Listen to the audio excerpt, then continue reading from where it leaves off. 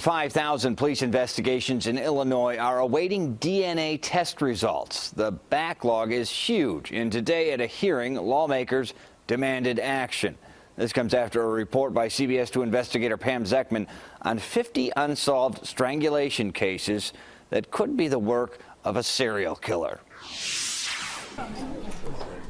They came to show their support for grieving families, desperate for answers on who killed their loved one.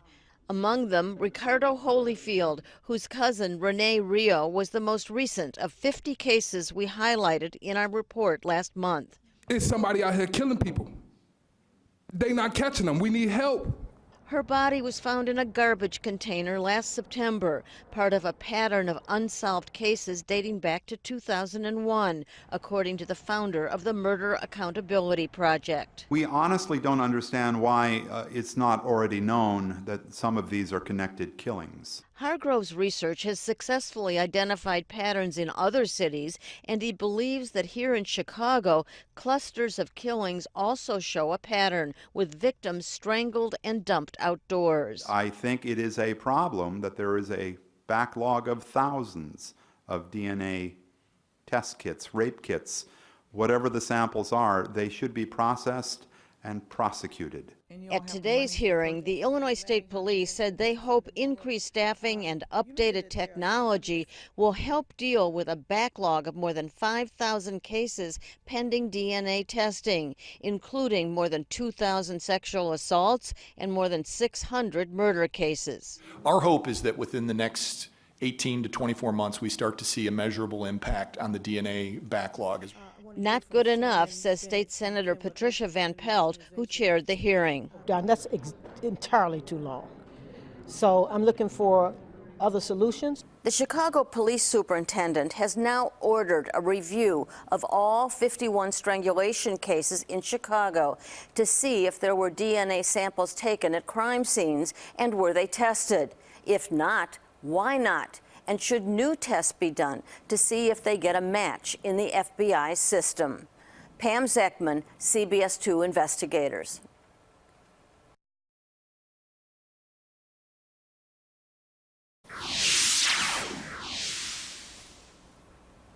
Take a close look at their faces. They're someone's sister, mother, friend.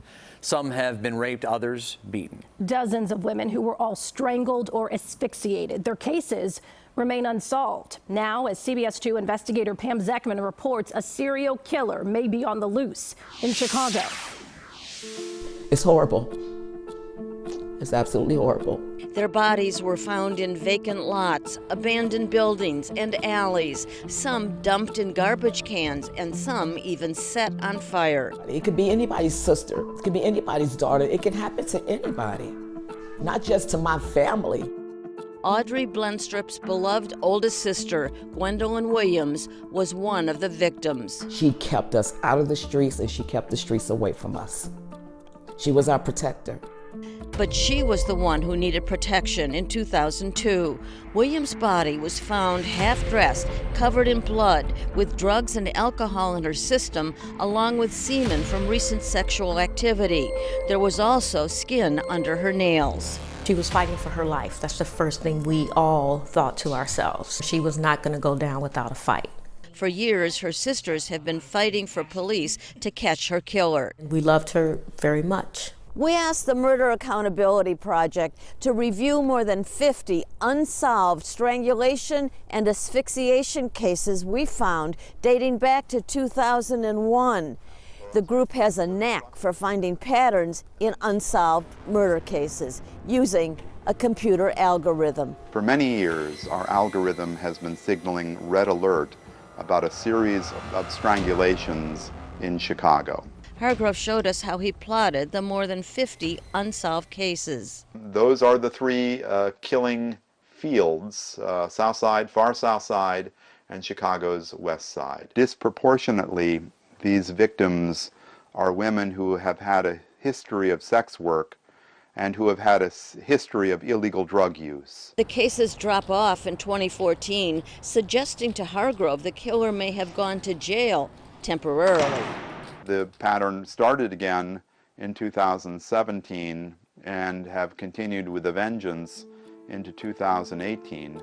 Over those 2 years, Diamond Turner, Catherine Satterfield Buchanan, Valerie Marie Jackson, Laura Dawn Harbin, and Nicole Linnell Ridge were killed. Ridge still memorialized near the abandoned garage where she was murdered. All strangled, all declared homicides by the medical examiner. But Rio Renee Holyfield's death last September is in limbo. Streets and sand workers found her in a garbage container. Her body was dumped in a garbage can. She's not trash, she's loved by many. Circumstances suggest the death could have been a homicide by asphyxiation, the autopsy report says, but her body was too decomposed to definitely tell. Her cause of death, undetermined, so the police classified it as a suspended death investigation. Does that add to the pain, not knowing what happened? I feel like razor blades, it hurt even worse. It is highly unlikely that these 50 women were murdered by 50 separate men. His warning to Gary, Indiana police proved accurate in 2014. After Darren Dion Van was charged with strangling a 19-year-old prostitute in Hammond, he confessed to murdering 6 other women in Gary, a pattern Hargrove pointed out to Gary police in 2010. We think it's extremely likely that there are common killer or killers in the Chicago series, as it was proven to be in Gary, Indiana. But the Chicago Police Department says that at this time, it has no actionable evidence of a pattern that would point to a serial killer. Recently, Gwendolyn Williams' sisters were told Chicago police thought they found her killer. DNA evidence matched a suspect. That suspect was convicted in Detroit in 1980 for armed robbery and again in 2014 for check fraud. I was relieved that finally we knew who it was. In September, the suspect was arrested in Tampa on a warrant for first-degree murder in Williams's case.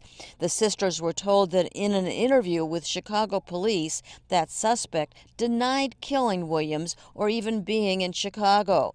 New DNA tests did confirm he was with her, but the Cook County State's Attorney's Office decided not to extradite him. I just hope and pray that something would be done to get him off the streets. Hargrove hopes his research will help police find whoever may be involved in these cases. Meanwhile, sex workers, that women who habitually use illegal drugs, should think that there is a target on them, because there is. the Chicago Police Department refused to do an on-camera interview. It does say that detectives continue to investigate all open cases, including pursuing new leads and monitoring DNA profiles. The CBS 2 investigators are not giving up. We will be following up with law enforcement on this issue. Robin, Erica. So if there was a DNA match, why didn't the state's attorney extradite this man? As we understand it, they wanted more evidence that he actually killed her. There was evidence that they had sexual activity together, but they're looking for more evidence. The case is still under investigation. So they may do something, they just can't or won't do it right now with the DNA evidence? Correct. Okay, thanks, Pam.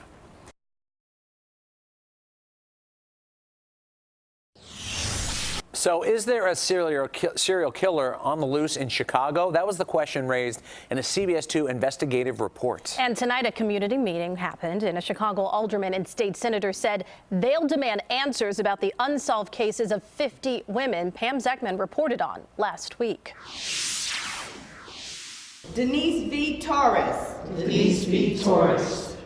They honored the 50 women with prayer and recited their names. Shannon Williams. Shannon Williams.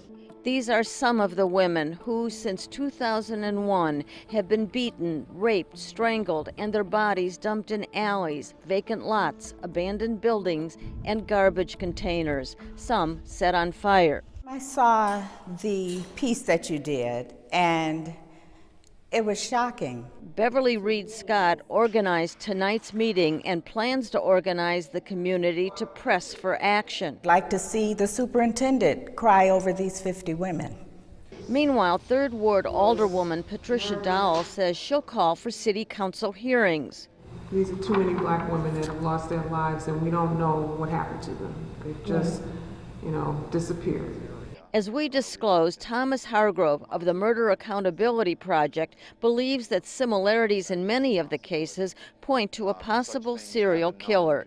We think it's extremely likely that there are common killer or killers in the Chicago series. A cousin of the most recent victim, Rio Renee Holyfield, described his frustrations getting information from the police. They told us to just wait until CBS Pam came and told us that she dug a little bit more. When Pam spoke up, she spoke up loud enough that they gave all that stuff to us, and we got a chance to put her to rest. And tonight, State Senator Van Pelt says, This is raising some questions that need to be answered.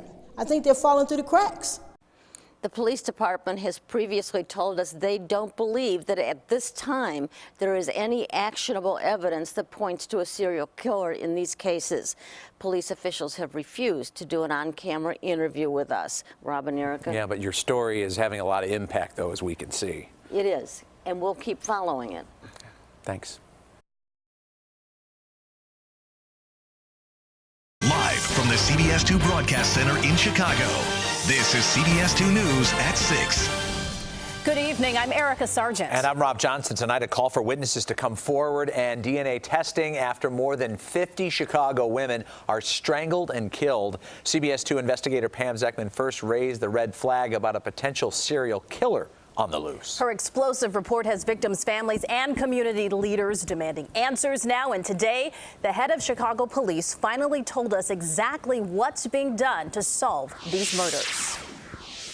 This isn't something we're going to, sweep under the rug or just put up on the shelf for it to disappear. We still investigate these cases. Johnson says he's deeply concerned about these 50 deaths, but there's just simply nothing there right now that suggests that we have serial killers in the city of Chicago. as we previously disclosed, the head of the Murder Accountability Project, Thomas Hargrove, says research might show otherwise. It is highly unlikely that these 50 women were murdered by 50 separate men. Hargrove says his computer formula highlights a pattern of killings. 50 women strangled and dumped since 2001 that could signal a serial killer. Those are the three killing fields, South Side, far South Side, and Chicago's West Side.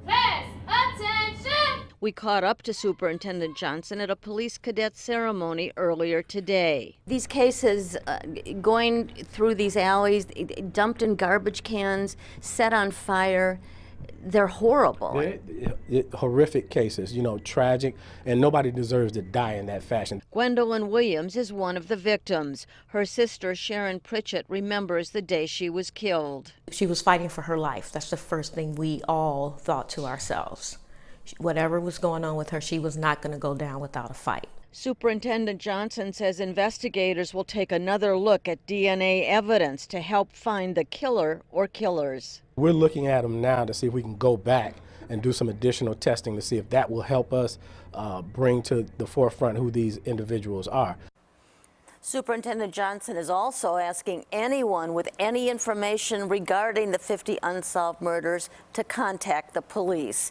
And Rob and Erica, we have an interactive map right on our website at cbschicago.com. You can click on the various dots where the bodies were found and get information about who it was and some of the circumstances and when it happened. And that may help to bring people forward. Yeah, okay. Pam, thanks.